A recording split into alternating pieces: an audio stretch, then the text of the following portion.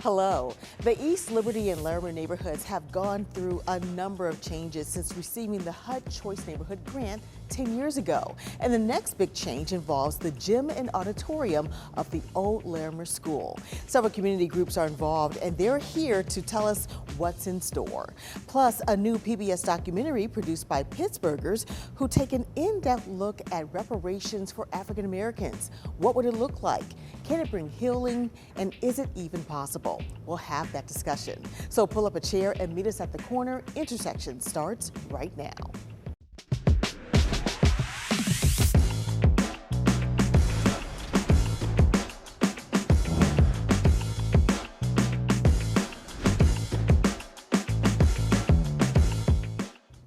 Hello, I'm Lisa Smith, Director of Community Impact at KDKA Plus and the host of Intersections.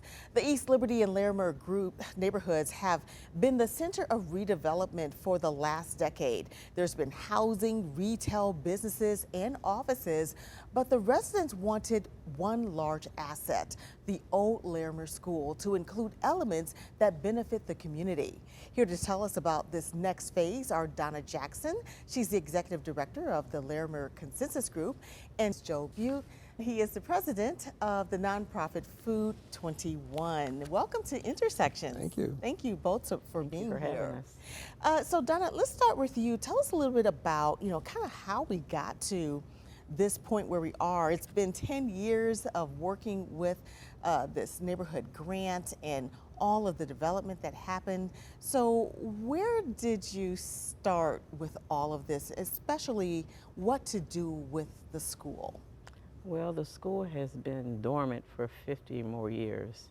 And one of the things, I picked up a baton from Orly Carroll, and her excitement was to keep that school because it was an historic site, but nobody wanted to do anything with it. So it was just sitting there. Mr. Miles had it for a while, nothing happened there. And we wanted to look at senior housing. Nevertheless, the grant that we received from HUD didn't allow us to do that. So it was like, what do we do? We said we do want some type of living space in there. And it was like, well, the URA was like, well, we're not sure that we want to own a building like this because it's so huge and it's so deteriorated. So one of the things that we talked about is like, what could happen with the gymnasium and auditorium? And then I think we just met Joe and his group, and we looked at another parcel that didn't come through. So we said, what about the gymnasium and the auditorium? And we started discussing what we could do with those parcels. So they were going to morph them and hold on to them for a while. So we had to decide exactly, because the community wanted somewhere where they could have events, because there's nowhere in the East End, if you really look at it. The Coliseum, it was shut down, so there was nowhere in the East End that you could have a wedding, a bar mitzvah, whatever. Yeah.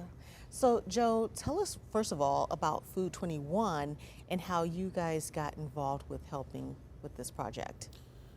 Sure. So Food 21 started in end of 2018. We were the result of a project that we did for People's Gas to make a determination as to how the food economy can be grown in the region and do it effectively so that more people benefit and participate in it.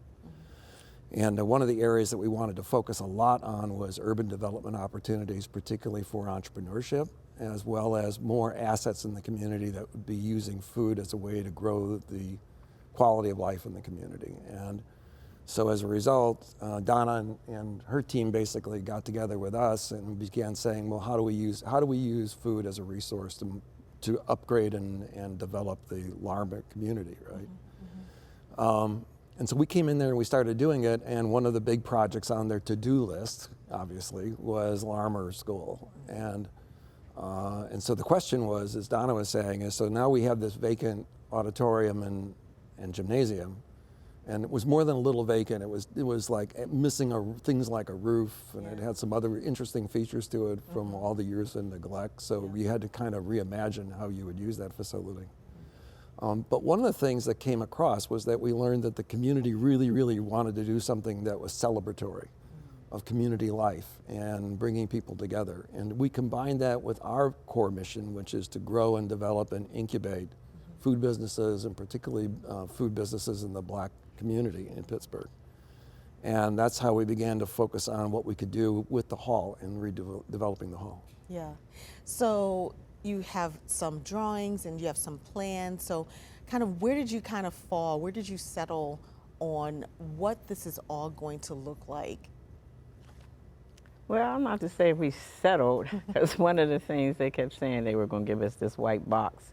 And for me, you know, I'm a grassroots person, so I was like, what's a white box? What's that going to do for us? You know, we need something where people can come and have an affair or what have you.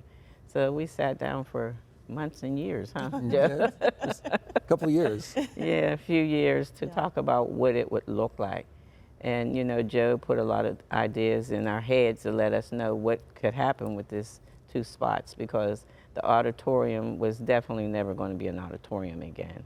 And the cafeteria was like, okay, well, do you turn that into a gymnasium? So, as I say, we worked on it diligently, you know, to see what we could do with it. Yeah. And the celebration came from, we had 5 action teams, and one of the action teams was called Celebration.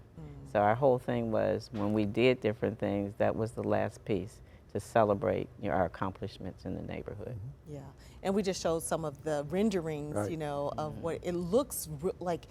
It looks celebratory, you know. It looks exciting. It looks Right. like something that people would want to utilize and go to. So, how much input did the community have in this whole process? A lot. Yes, the community has been at the forefront of all of this. Because one of the things that I felt, because since I picked up somebody else's baton, I needed to know what their mission was. And the people that live there, I feel like you shouldn't come into a neighborhood and dictate to the people that live there what they want to see. So it's about talking to the people so they could say what they wanted to see. And that was something that they talked about. They wanted to see their school preserved. So, where are we right now, I guess, in the process? We are, our design team is basically done with conceptual design. You saw some of the renderings of what the interior space will look like. We are about halfway through our fundraising for the money that we need for the final tenant improvements. So we still have about close to $1 million gap to raise to close it off so that we could start the renovations. Yeah. And then once that happens, we can commence construction on the space. It's very, very exciting. But as Donna said, one of the things that's very innovative about this space was, because of the conversations with the community, we were able to focus on splitting the difference between the auditorium space and turning that into an event center for formal and informal dining experiences. And then in what was the gymnasium, that actually becomes a demonstration kitchen and an education center around culinary. And then in the smack dab in the middle, we put a first-class commercial catering kitchen, essentially, which was where the stage used to be. Well, like I said, coming up, we're going to continue the conversation with additional groups that will be instrumental in some of the programming at Celebration Hall. So stay with us. You're watching Intersections.